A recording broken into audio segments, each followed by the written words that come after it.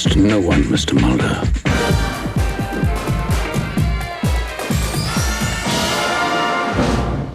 Agent Mulder, I'm Dana Scully. I've been assigned to work with you. Oh, isn't it nice to be suddenly so highly regarded? With power, mystery, and relentless intrigue, The X-Files has seduced its viewers into changing the way they regard the world around them, a place of government conspiracy and out-there possibilities beyond our powers of logic or imagination. It's also turned its stars, David Duchovny as believer Fox Mulder, Gillian Anderson as resident skeptic Dana Scully, into major media figures, as well as its creator, producer-writer Chris Carter. Now the TV show has spawned a summer movie. With a plot so closely guarded, scripts were printed on red paper to prevent clandestine copies from being made. We were able to keep everything under wraps. We had what I call a minister of propaganda appointed to put out disinformation. Am I going to get abducted in this movie? There's all this talk about I show my ass in the movie. God, I can't remember. Did I put my ass up against a window? Because if we didn't, keep and control the element of surprise, the movie wouldn't be as powerful, wouldn't be as potent, wouldn't be as rewarding to the people who had stuck with the series. June 19th is already marked in my calendar. I can't wait for this movie to open. I'm going to see that at least 10 times, just like all the other episodes. If most of the X-Files fans show up to see the movie, they already have a hit on their hands. Why do you want to reach out to people who haven't checked into the TV show at this point? Because we want world domination. The trick was, in doing this movie, was not just to do it for the hardcore fans, but to do it for the movie-going audience that either doesn't watch a show, doesn't watch TV, or maybe even doesn't know the X-Files. You don't honestly believe this is some kind of an extraterrestrial? I'm not crazy, Scully. This is a novel thing to have done, to do a movie that comes from a television series while the series is still on. I think this is the only time that a movie's been made while a show is at the peak of its popularity, the way our show is. You can imagine something like this in a feature-length film. I can't imagine a 2.5-hour Seinfeld. I breached protocol. I broke contact with the SAC. I ignored a primary tactical rule and left them alone with the device. It's a very sophisticated story, and the threads that lead to season 6, especially if you're a fan, are very important to be able to see what questions are posed by the movie. I don't want to play any chess. The child prodigy who appears in the season finale does not appear in the movie, but he's very important and pivotal to the story that becomes the movie. I know you're thinking about one of the girls you brought. He may be a great chess player, but he also may be able to read minds, and that's why he's a great chess player, because he's just cheating. I mean, what you're positing is that this kid can read minds. We've seen a number of these cases before, Scully. He may be able to read minds because he has access to part of his brain that we don't. And he may have access to part of his brain that we don't because he's been experimented with alien DNA. It could be the secret to everything in the X-Files. What are you talking about? I don't know, I'm not the mind reader. Before starring in The X-Files, David Duchovny starred as a cross-dresser in David Lynch's Twin Peaks. It's a pleasure to meet you, Sheriff. Gillian Anderson, meanwhile, was all but unknown before landing the role of Dana Scully. I really don't have that much experience with very much at all other than this. Before beginning the writing career that would culminate in The X-Files, series creator Chris Carter worked at Surfing Magazine and enjoyed its way cool cachet. Now, I just look at the pictures. Now the pictures of Chris Carter, voted one of the 50 most beautiful by People magazine. And as an actor, you don't want your producer to be as good looking as you. It throws you off. Enough said. To their fans, Duchovny and Anderson are the most beautiful people. I like Gillian Anderson. She's beautiful, she's a great actress. But David is just the god of sexiness. He's gorgeous. And it's Scully and Mulder's unrealized sexual tension that fuels the show. There's lots of sexual tension, but it's really good that it's there because it makes them more interesting. It makes them a little more human. There's that sexual curiosity between them that you don't want to know what's going to happen. No, I'm seeing a whole new side of you, Mulder. Is that a good thing? I like it. It will ruin the show if they get together. It really will. If Chris Carter is going to do the right thing, he won't ever have them get together romantically. Even though most fans don't want Scully and Mulder to get together, they do seem to want Duchovny and Anderson to be a couple. I think they belong together. I think they should be together. I want you to marry her. Well, sorry. Okay, I will. I'll marry her. I'll marry her right now because you want me to. We're friends, we're not close friends, but we work very well together. We don't socialize, and I don't call her, she doesn't call me, you know, so it's a good working relationship. I mean, it's hard to do a show with another person for 5 years and not kill each other. Perhaps the stars save their intense feelings for their tried and true fans. We do feel a responsibility to the fans that have been of the show for 5 years. You know, they're the reason why the show survived, you know, a pretty low-rated first year and a half, 2 years. I just wanted to say that you're the best actor in the world, actress in the world. My experience with them so far is that they're just very passionate human beings. They're human beings that are passionate about a show. I haven't felt violated by any of them or put off by any of them. Julian, this is my first job. I swear I'll get fired. Answer the question. Wait, no. Sometimes, though, things get a little out of hand. It's just always a little disconcerting to be approached at any time by a stranger, because you never know what it means or what it is. Thank you, first of all, for dealing with all the flashes. I hope that you, have sight after this. Well, I'm just glad I'm not epileptic. For Anderson, it's the paparazzi who are truly out there. The difficult thing is coming into the airport with friends and family and the paparazzi and the autograph hounds who just follow you from the moment you get off the plane to the moment you get into the car. You want to shoot them. I mean, really. You want to end their life right there and then. But what are they doing? They're taking a picture of you. So what?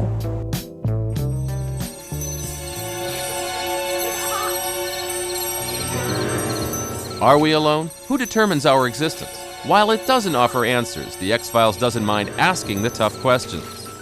Do you believe in the existence of extraterrestrials? What I find fantastic is any notion that there are answers beyond the realm of science. It's kind of funny in an ironic way that Mulder, you know, he's this guy that's running around, you know, he wants to see these things, and Scully is always one that gets abducted.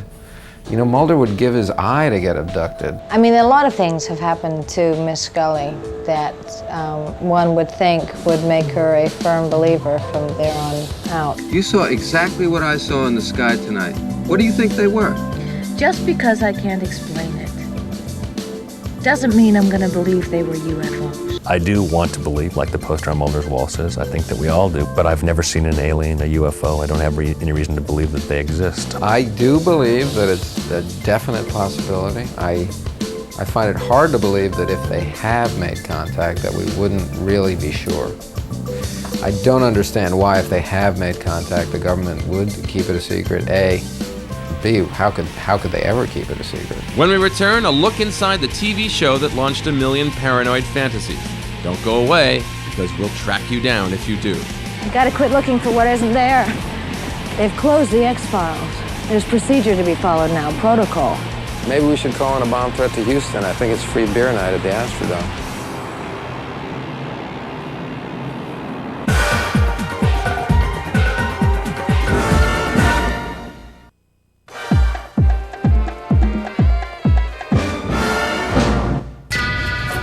The X-Files has been about mystery. It's been about not just scaring people, but it's also been about this uncovering of a government conspiracy and what that conspiracy may hold or hide. What is this? The Holy Grail. The original Defense Department files. Hard evidence that the government has known about the existence of extraterrestrials for almost 50 years. You can pick up the paper almost every week and see some kind of government misdeed, some kind of wool that's been pulled over your eyes, and somebody apologizing for it ultimately, and then it all goes away. Doesn't the government have a right and a responsibility to protect its secrets? Yes, but at what cost? How do you define normal? While paranoia and suspicion of government, a worldview often associated with both the fringe right and left, fuels The X-Files, Chris Carter tries to steer the show clear of any specific political agenda. People often ask, what is its bent, left or right, or Republican or Democrat? They say the show sounds very Republican, trust no one. And I say, no, the Republicans are always saying, trust us. That therein lies the difference. My feeling is that it's immature to think that your government can be trusted. I mean, basically, you hired them to lie to other people, other countries. I mean, not everybody's dealing on the level, or else it's like sending a 6-year-old to negotiate with an adult, you know? I'm telling the truth, you know? And then you're gone. Hi. Are you the FBI agents? There is nothing, according to the FBI, like the X-Files. Of course, they're an agency who also puts out a lot of disinformation. I've heard from people in deep intelligence who have contacted me to say, you don't know how right you have it. I don't know whether they're telling the truth or not, but I love those calls. Since its inception 5 years ago, the X-Files' influence has even spilled onto the world of two dimensions. Wait a minute, Scully. What's the point of this test? No point. I just thought he could stand to lose a little weight. His jiggling is almost hypnotic. Yes, it's like a lava lamp. Well, nobody on The Simpsons has any chin. Agents Mulder and Scully, FBI. Which is very interesting. Like, when was that decision made? But in the three-dimensional universe, Duchovny has kept a tight rein on the evolution of Agent Mulder's character over the series' 5 seasons. At first, he's a child. He's angry. They lied to me. And as the years go by, I want him to understand why they lied. I want him to be capable of lying, and I want I want him to mature in that way, take that journey. Is he taken? No, but I should warn you, I'm experiencing violent impulses. Well, I'm armed, so I'll take my chances. Gillian Anderson's FBI agent Dana Scully has become a role model for women. Scully is the epitome of womanhood. Come on. A lot of people have said that they think of her when they're going into situations that they are afraid of. They think of Scully and what she would do in that situation, and it gives them faith and power and the ability to move forward. That's absolutely phenomenal, that is what people are getting from this character. Even though Scully is a role model for women, there is a dearth of female writers for the show. I want to thank all these men behind me who have given so much of their lives. There don't seem to be as many women writers at certain levels as you might like.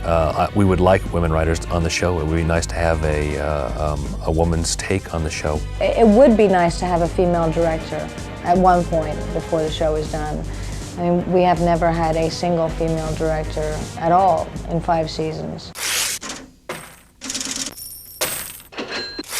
I expected a little bit more because most of the stuff they have here I already have. I got the hat, I got the shirt, I got it all. Too much merchandise, not enough money. I spent about $80 so far. It's good that they're selling a lot of stuff. I think that, since they produce and make the show, they're allowed to sell stuff and make money off of it. I mean, that's their job. With merchandising a major part of big-time entertainment in the 90s, Chris Carter has fought to keep commercial exploitation of the X-Files to a minimum. From the very beginning, Fox would like to have merchandise the show in a different way, put a lot more out there and put it in a lot of different places, and I was very, how should I say, firm about not wanting to do that. It's advertising, and it's, I don't think it would ever be in the position of actually influencing a story. Like, God, if I just had an Oldsmobile now I could get out of this mess, it's not like that. But Oldsmobile is a big sponsor. Alongside the Oldsmobile, the X-Files moniker will be on plenty of product in upcoming weeks, including a pair of action figures. I've broken my action figure, as a matter of fact. Intentionally? No. Flung it across the room, or? No, it just it was really nice and squishy, and I just squeezed it a little too hard and broke the leg off. I'm not sure if the prototype is working. It did look a lot like Chris O'Donnell. What David doesn't know is that we got a really good deal on the Chris O'Donnell action figures from Batman and Robin. For some, the lure will be the cutting-edge soundtrack assembled by hipster David Was and featuring a mess of top-notch artists hard at work. I've heard the Filter song, which is a remake of Harry Nilsson's song, One is the Loneliest Number. When they mentioned the song, I said at first, no way, because it was the Three Dog Night version was just so light and so frilly and not me.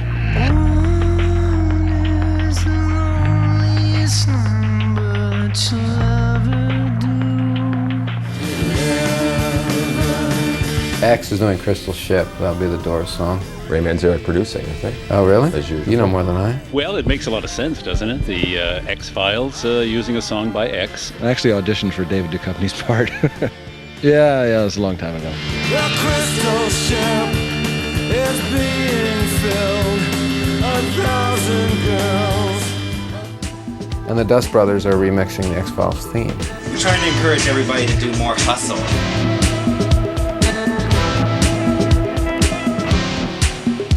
While moving to LA promises to give the show a fresh feel for Duchovny and Anderson, 5 years of work on The X-Files has taken its toll. They know the end is in question. I can't think of a show that gets more popular every year. You know, we just finished our 5th year. We should be in our decline. I wish we were, you know, I mean, because it's a long time to do the TV show. The day that the show is no longer will be incredibly difficult and bittersweet. I think it's a natural that we would go a couple more years and then maybe sometime in the next 2 or 3 years try to do another movie. If this movie is successful, that's the X factor right now. When we come back, we may finally get the X Factor on the upcoming X-Files movie. There's something close to sex in this movie. There's closer to sex than we've ever gotten on the TV show. I'm hot, I'm thirsty, and to be honest, I'm wondering what I'm doing up here.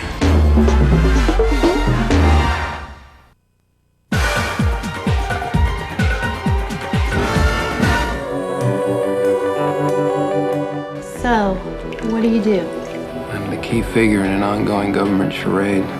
The plot to conceal the truth about the existence of extraterrestrials. It's a global conspiracy, actually, with key players and the highest levels of power, and that reaches down into the lives of every man, woman, and child on this planet.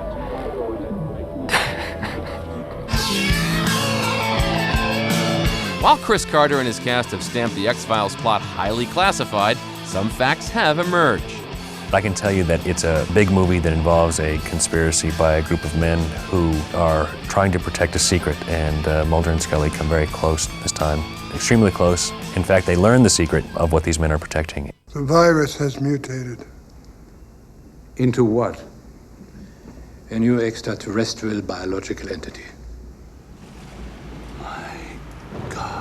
Basically, the idea is that there has been alien contact, that these aliens are much more powerful than we are, and basically have at some point said, you know, give over or die.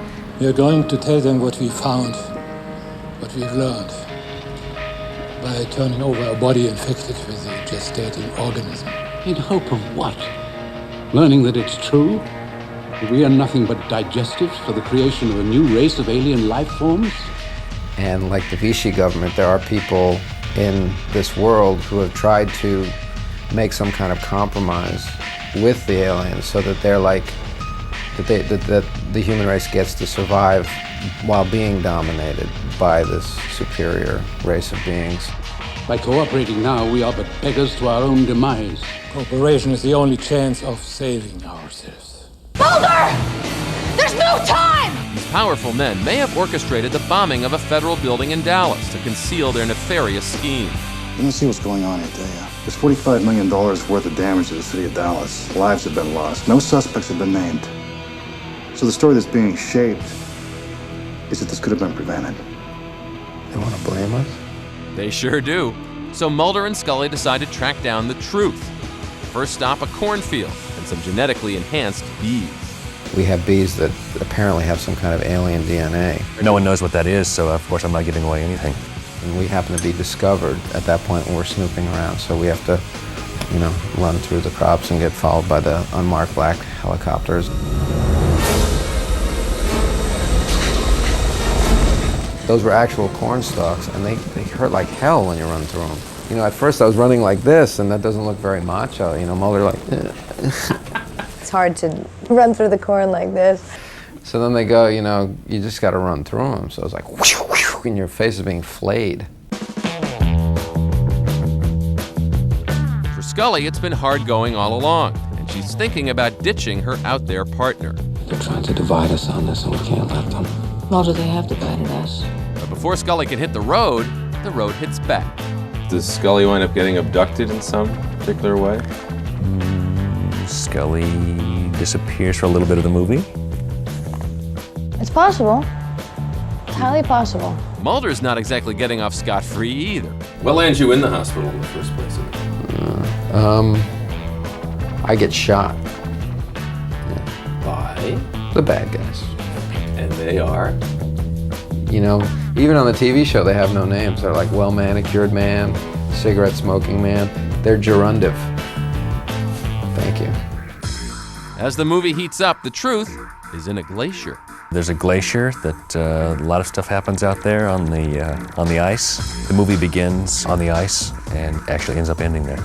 You know, the idea is if aliens have somehow landed here and are present at some point on this earth, it will be in a remote place. That's where I've decided that this is where the bad guys have their big works, and I've tracked it all down to there.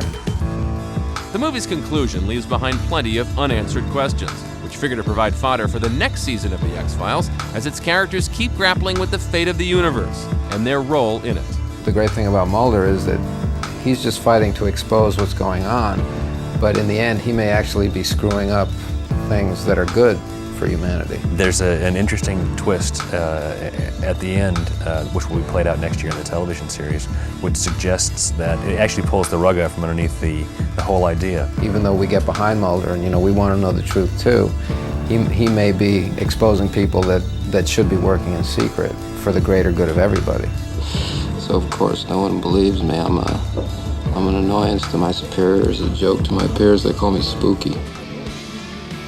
Spooky Mulder, whose sister was abducted by aliens when he was just a kid, and who now chases after little green men with a badge and a gun, shouting to the heavens or anyone who will listen that the fix is in and the sky is falling. Well, I would say that about does it, Spooky. Now in the streets of Washington at night, Fox Mulder walks in anguish and despair. He's certain that the things he sees are right, and his partner's just as sure they aren't there. He stalks the evil powers with the files tucked underneath his arm.